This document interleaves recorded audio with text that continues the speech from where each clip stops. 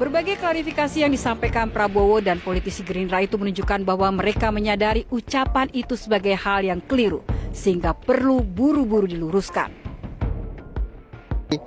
Pak Prabowo mengatakan tidak perlu dibesar-besarkan, jadi ada dua artinya, Afi. Yang pertama, memang Gerindra tahu bahwa pernyataan Prabowo itu salah dan tidak seharusnya keluar ke masyarakat. Kemudian yang kedua, ya memang harus ada pembelaan dari Gerindra, dan apa yang dilakukan Bang Dasko dan Bang Dhanil itu kan adalah sebuah pembelaan ya. Di mata para analis, kata-kata kasar yang disampaikan Prabowo itu sedikit banyak telah menggerus citra gemoy yang selama beberapa bulan terakhir coba dibangun tim Prabowo. Publik kembali tersadarkan karakter dasar Prabowo yang sesungguhnya. Nah, emosi yang dia tahan selama debat itu sempat juga tersalurkan atau keluar ya pada saat dia mencibir dan menjulurkan lidah saat Anies Baswedan bicara. Nah, pada saat acara internal kemarin sudah tidak bisa ditahan lagi tuh emosinya. Jadi citra menahan emosi, citra gemoy itu nampaknya dia lepaskan dulu kemarin pada saat acara internal Gerindra, dan dia menunjukkan aslinya gitu ya. Di acara internal dia tunjukkan aslinya, ya dia itu begitu itu. Jadi dalam bahasa yang lain, apa yang ditampilkan oleh Pak Prabowo selama ini pada umumnya tidak menggambarkan watak asli beliau sebetulnya gitu, watak dasar beliau, kultur beliau gitu. Nah, itu justru yang dibuka oleh peristiwa kemarin.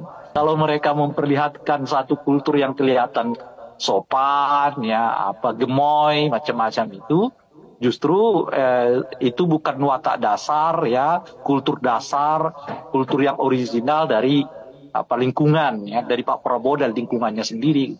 Nah, itu yang bisa kita tarik dengan penjelasan mereka. Sayangnya, kata-kata kasar Prabowo itu sudah keluar dan disimak oleh khalayak, sekaligus dijadikan ukuran untuk menilai.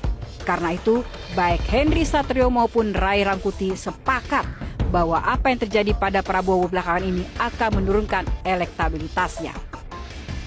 Kalau begini terus penampilan Pak Prabowo, misalnya kemarin di debat kosong, nanti di dua debat lainnya juga masih kosong dan sibuk menahan emosi, kemudian banyak ceplas-ceplosnya dia yang akhirnya terlihat seperti tidak dalam kapasitas sebagai pemimpin, ya tentu saja Prabowo Gibran ini akhirnya bisa kalah duluan, Nafi.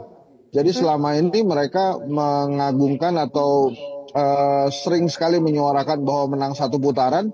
Dengan dua kejadian ini nampaknya justru akan menurunkan tingkat elektabilitas mereka. Mereka mungkin yang masih undecided voter itu, yang oleh Kompas disebut ada sekitar 28, sekian persen, itu juga akan menimbang lebih keras apakah akan menjatuhkan pilihan kepada pasangan 02 ini atau tidak. Kini beban pasangan nomor urut 2 justru ada di pundak Cawapres Gibran Raka Buming Raka.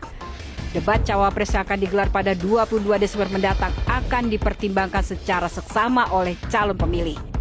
Dan performa Cawapres Gibran sangat diharapkan